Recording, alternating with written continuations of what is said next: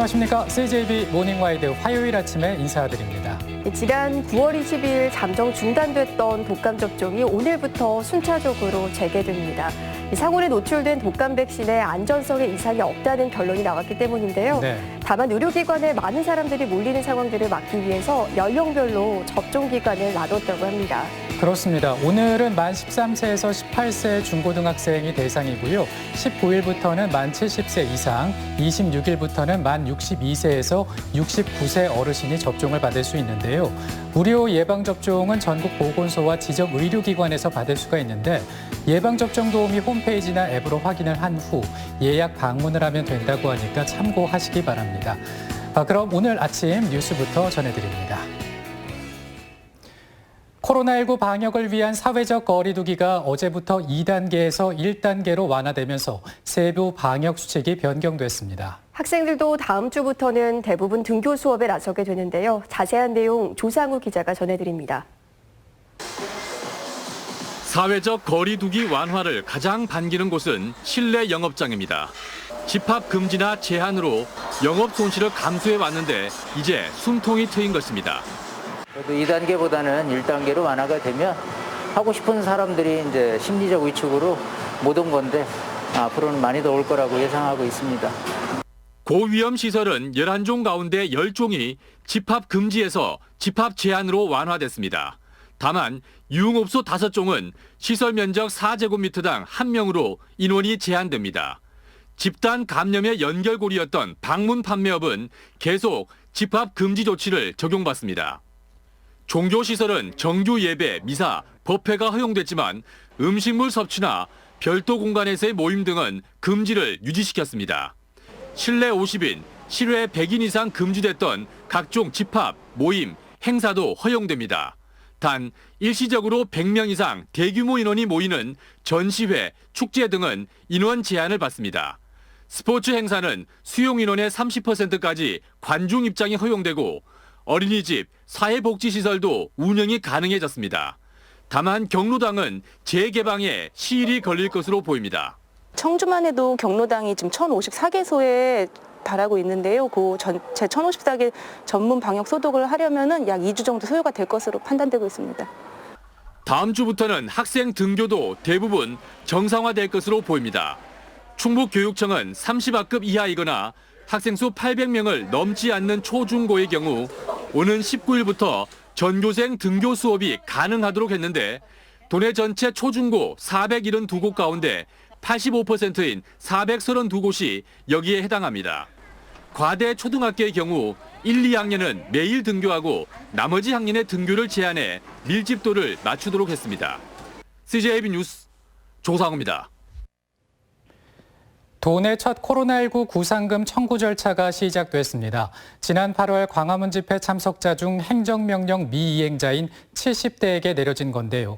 1차 구상 금액이 무려 7천만 원에 이릅니다. 안정은 기자가 보도합니다.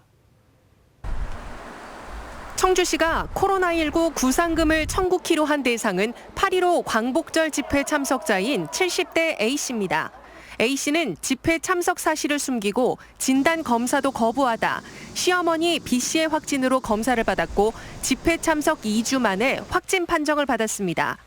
B씨는 주간보호센터 직원을 통해 감염된 것으로 알려졌지만 방역당국의 역학조사 결과 A씨가 지표 확진자, 즉 최초 전파자인 것으로 파악됐습니다. 최초 증상이 가장 빠르고 그 외에 GPS 내역이나 의무 기록, 카드 사용 내역 이러한 것들을 종합적으로 분석했을 때 최종적으로 지표 확진자로 추정했습니다.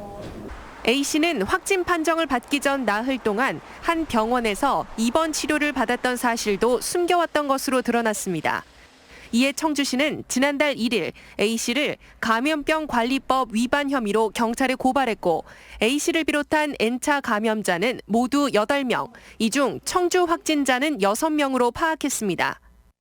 청주 상당보건소는 청주 확진자 6명에 대한 1차 구상금을 7천만 원 정도로 추산하고 있습니다. 보건당국은 구상금 청구를 위해 변호사 선임을 의뢰한 상태로 확진자 6명에 대한 입원 치료비와 검사비 등을 토대로 구상금을 산정한다는 계획입니다. 청주시가 행정명령 위반 행위에 강력 제재를 이어가면서 방역수칙 준수에 대한 경종을 다시 한번 울리고 있습니다. CJB 뉴스 안정은입니다. 어제부터 청주 시내를 운행하는 시내버스가 40% 감축됐습니다. 코로나19 사태로 시내버스 업계가 고사 위기를 맞자 꺼내든 특단의 대책인데요. 내년 1월 준공영제가 시행되기 전까지 시민 불편이 불가피해 보입니다. 진기훈 기자입니다. 오후 시간대 버스 정류장에 인파가 북적입니다. 청주 시내버스가 40% 감차 운행을 시작하자 평소보다 2~3배가량 대기 시간이 길어졌습니다. 30분 있으면 한 대씩, 10분 있으면 왔다 갔다 했는데 2대가, 그런데 버스가 사람들도 이렇게 많이 모여 있고 불편한 게 많아요. 거의 한 40분 정도? 네, 그러는 것 같아. 이게 되니까 그렇다고 거리 가까운 것도 택시 탈 일도 아니고. 코로나 사태로 청주 시내버스 업체 6곳은 고사 위기를 맞았습니다. 지난해 하루 평균 탑승객이 13만 명에서 올해 7만 명가량으로 절반 가까이 주는 등 연말까지 예상되는 적자만 200억 원입니다. 하지만 현재까지 청주시 지원금은 80억 원으로 폐업 위기에 직면한 상황에서 40% 감차 카드를 꺼내든 겁니다. 110억 정도 적자가 발생돼서 어쩔 수 없이 우리 교통약자들의 참 어려운 환경을 알면서도 눈물겼지만은 도리 없이 감회를 하게 된 겁니다. 이 같은 감차 운행은 시내버스 준공영제가 시행되는 내년 1월 전, 즉 올 연말까지 계속될 전망입니다. 준공영제가 시행되면 버스업계 적자를 청주시가 메울 수 있어 운행을 늘릴 수 있지만 준공영제 시행 전까진 시 당국이 버스업계에 감차를 최소화하라고 강제할 방법이 없습니다. 금년 12월 말일까지는 시민들이 좀 불편을 감수를 하셔야 될 것 같고, 지금 접수되고 분석된 민원들은 저희가 시내버스 운수회사와 지속적으로 협의를 해서 조속한 시일 내에 좀 개선될 수 있도록. 청주시는 내년 1월 준공영제가 시행되면 감차 운행 피해가 큰 노선부터 단계적으로 운행 정상화에 들어간다는 방침으로 올 연말까진 시민 불편은 불가피할 전망입니다. CJB 뉴스 진기훈입니다. 이시종 지사의 민선 7기 공약인 충북자치연수원 이전 사업이 마지막 도의회 심사만을 남겨놓고 있습니다. 그러나 이전에 따른 경제 효과를 놓고 도의회에서 문제 제기가 잇따르면서 적지 않은 진통이 예상됩니다. 구준회 기자입니다. 충청북도는 지난 7월 균형발전 등을 고려할 때 자치연수원 제천 이전이 타당하다는 연구 용역 결과를 도의회에 보고했습니다.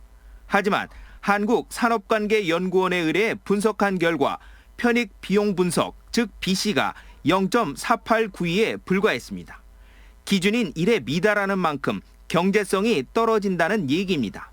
그런데 최근 이 수치가 0.2189로 수정된 것으로 드러났습니다. 당초 기대보다 경제성이 더 낮아질 거란 재분석 결과입니다. 연수원 이전 문제를 다룰 도의회 공유재산관리계획 심의를 앞두고 이 문제가 쟁점으로 떠올랐습니다. 도의회는 고의적 은폐 의혹을 제기하며 사업의 재검토까지 따져 물을 계획입니다. 이 B씨에 대해서는 과연 사업 타당성이 가능한가, 아무리 균형발전 논리로다가 그렇게 이야기를 하더라도 그 과연 도민들이 이해할 수 있을 것인가. 연수원 이전에 따른 경제성 논란은 이번이 처음이 아닙니다. 김국기 도의원은 지난달 5분 발언에서 늘어난 교육비를 고려하면 파급 효과가 미미하다고 주장했습니다. 충청북도는 30년간 식당 운영비 103억 원이 추가되고 공무원여비 239억 원을 편익에서 제외하면서 B씨가 조정됐다고 설명했습니다. 그러나 공공청사 건립의 B씨 분석은 참고사항일 뿐이라며 사업 추진에 문제가 없다고 밝혔습니다.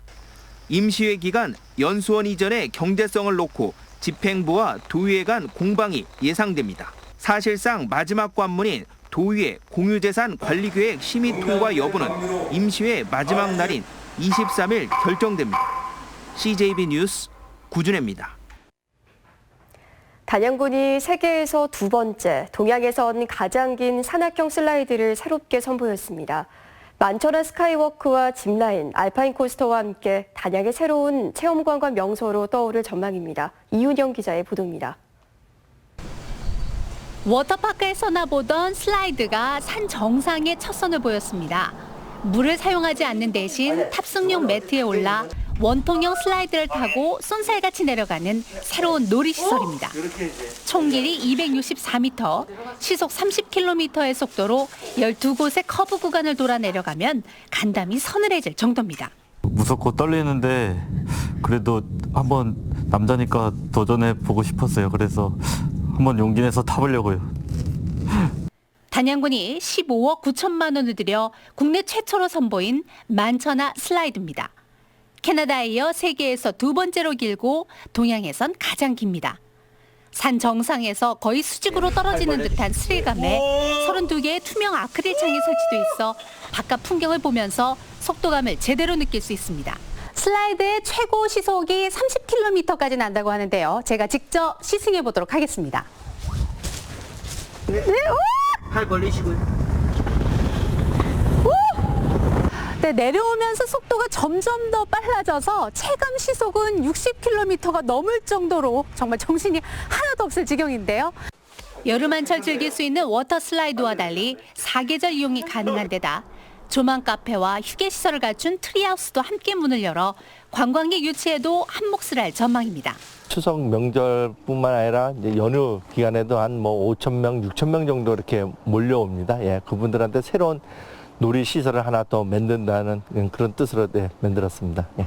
이용료금 13,000원 가운데 3,000원을 단양사랑 상품권으로 지급해 지역경제 활성화도 기대됩니다. 현재 그 만천하 스카이워크가 한국 그 관광 백선에 들어가고 또 그 권역에 지금 짚라인이라든가 또 알파인 코스트라든가 이런 시설들이 있잖아요.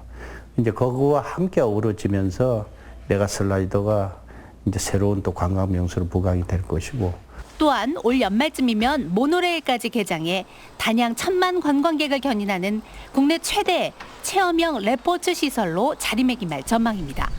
CJB 뉴스 이윤영입니다.